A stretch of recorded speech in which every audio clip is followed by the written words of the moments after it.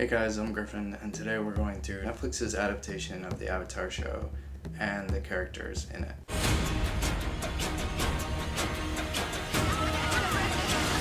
A lot of people have been calling this show hot garbage, but I'm going to be talking about its strengths and how the characters stack up against each other, not really comparing it to the original show.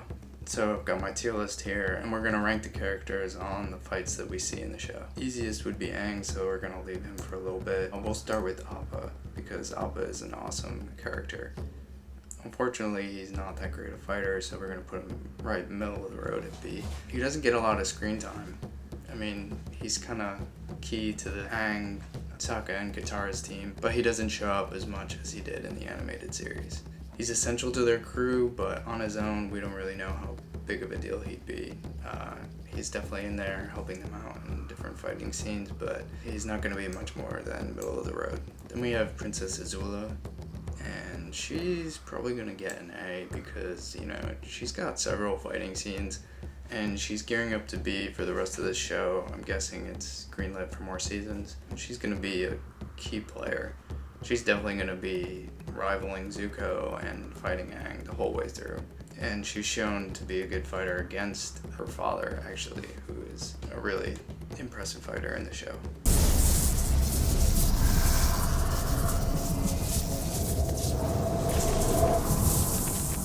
Then we have Bumi.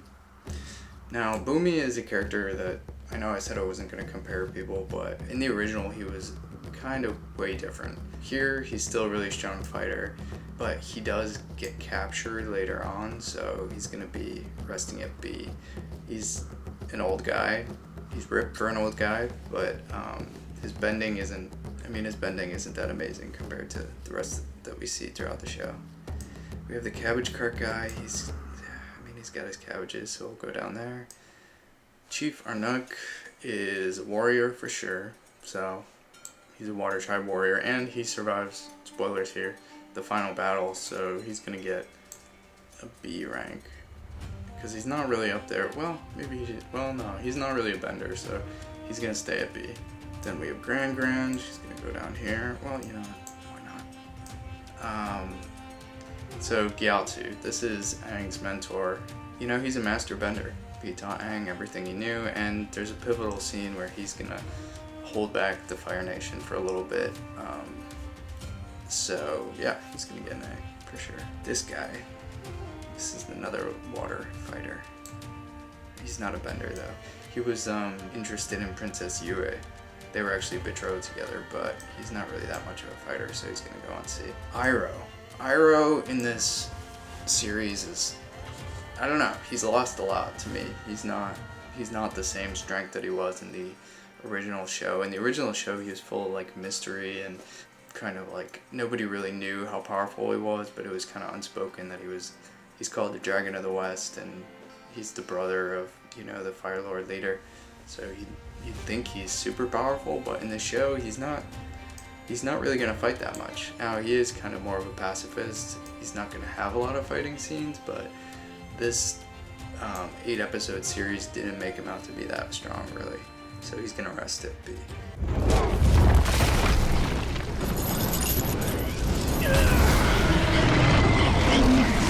Jet is going to be at C. Even though he's a fighter, he's got a really annoying personality, so he's going to get bumped down. And he's not a bender either, so we're going to leave him at C. Alright, Katara. She's going to be at A. Maybe even, no, A because she's learning, but throughout the series she is growing as a waterbender, and it's pretty exciting to see because she becomes pivotal in the final episode where she's kind of like taking control of squads of people. A lot of people don't like what the show has done with her. They think she's lost some of her, I mean, she looks pretty similar to Katara, but they say she's lost some of her character. As far as fighting goes, she learned a lot, and she's got some pretty sick skills that'll actually combat a master fighter, so she's going to be up in A.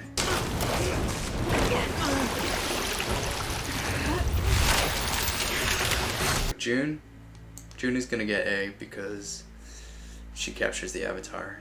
Her and her crazy, like, blind animal mole type thing. Yeah, she'll get an A. She's a bounty hunter. She's not a bender.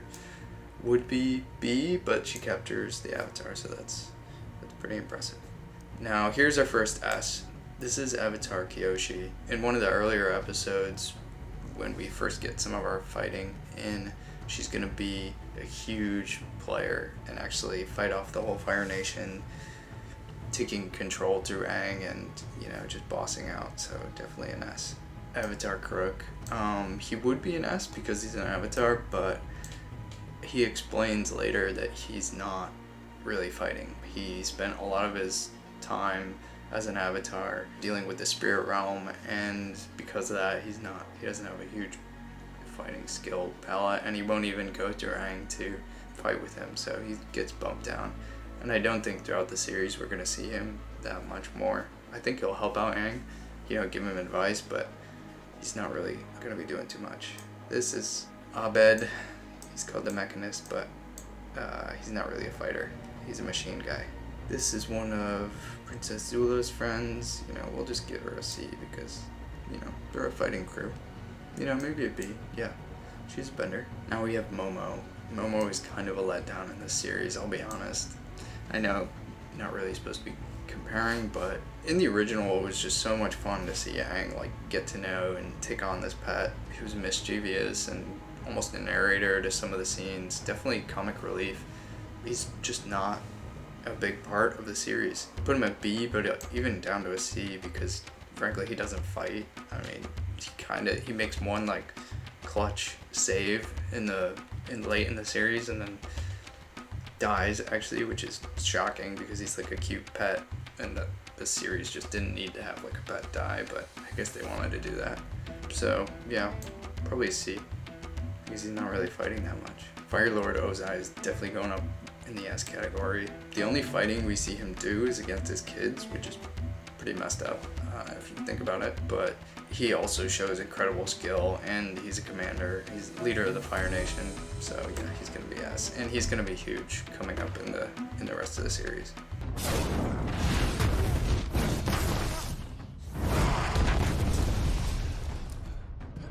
Master Paku, who would be an S, but he gets almost beaten by Katara, so we're going to put them on the same level. Maybe he should be a little ahead of her. Yeah, because he's a master. It's kind of uncomfortable, his whole character in the show, because he's really shutting down Katara at first and be like, no, women can't bend, blah, blah, blah, blah. And then his wife finally comes to him and she's like, dude, just let us help you out. And he does, so that's good for him, but he's still not on the same level as these guys. I mean, he's a master, yeah, like Yatsu. We'll just leave him here today. Princess Yue, unfortunately, she's not really a fighter. She's a bender a little bit, you see her whipping up some dessert. Her role is plot. I mean, she's not really a fighter. Avatar Roku is an avatar. We'll probably see him come back. I'm gonna bump him down to A though, because he doesn't fight at all in this series. He's just kind of cracking jokes with Aang, not really helping out too much. Yeah, he has some plot points, but he's not really a fighter. These two avatars are kind of the no-show avatars of the show. Sokka is a B, but a little less. Yeah, I mean, he's his thing is he's a warrior and he helps out. Well, I guess we should put him on the same level as Appa, but he's not contributing as much as Appa. So yeah, he's gonna be down here because in reality, he's not doing too much in the show. He's not fighting too much, and he wouldn't beat anybody. He wouldn't beat Bumi for sure. He wouldn't beat Iroh. So yeah, we're gonna leave him down at C.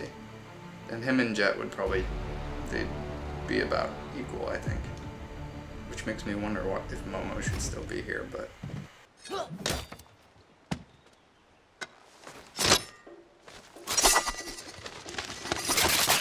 This is Fire Lord Zozin, who is definitely getting S because he's one of the first characters we see do some bending in the show, and he just crisps up this dude, just blazes him. He's got this insanely commanding presence, and I mean, he's leader of the Fire Nation, so he's definitely going to be S, and I wouldn't be surprised if we see more of him coming up. He was the one that destroyed all the airbenders, so he's got something going on. He knows what he's doing. Suki, a Kyoshi warrior, is going to get A because maybe B. Yeah, she's probably on the same level as these guys. She's a fierce warrior, and she knows what she's doing. She teaches Sokka everything. In that episode, they have like a little love interest going on. She's not a bender. She's definitely a well-trained warrior. No, she wouldn't stand a chance against some of these guys up here. So yeah, she'll stay a B. There's the Mechanist's son. He's got a cool little cart, but he's down there. This is another Azula friend.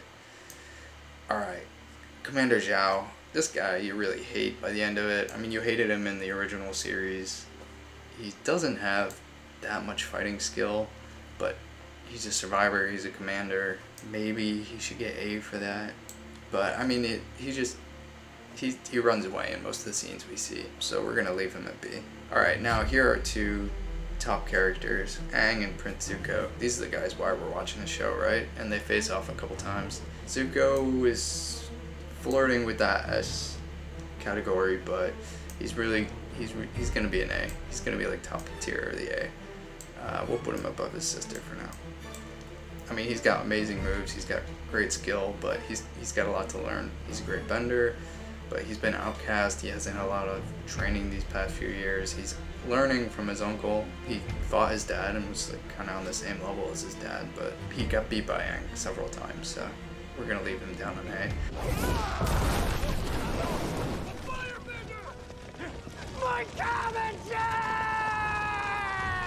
And that brings us to Aang, who is definitely gonna get S. I mean, he's the hero of the show. He's like the reason we're watching. He hasn't been beaten yet. I mean, he gets captured, and in those situations though, he's giving up. He's kind of like letting in. He's like, hey, you can take me.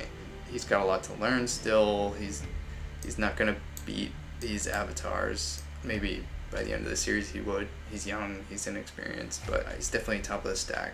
Like, he beat Zuko a few times. He definitely has outlearned his master Gyatso, and hopefully he'll get to learn from more of these characters.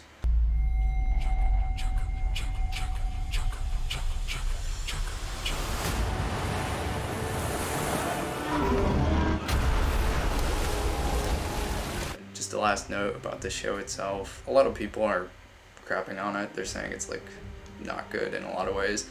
But I mean, it was exciting for me to watch. I have a lot of nostalgia surrounding the original Avatar, so it was great to jump back in and go to that world that's been reimagined. It'll never compare to the original, but I'd say if you're just getting into it, check it out. They do whip through, the plot, so a lot of it is kind of like they're just spoon-feeding you information, but it's still really great CGI. It beats the heck out of the movie they made for this, so especially if you watched the show growing up, it's worth at least a watch of 1 or 2 episodes, to see these characters reimagined. Alright, as always, stay healthy and happy. Peace.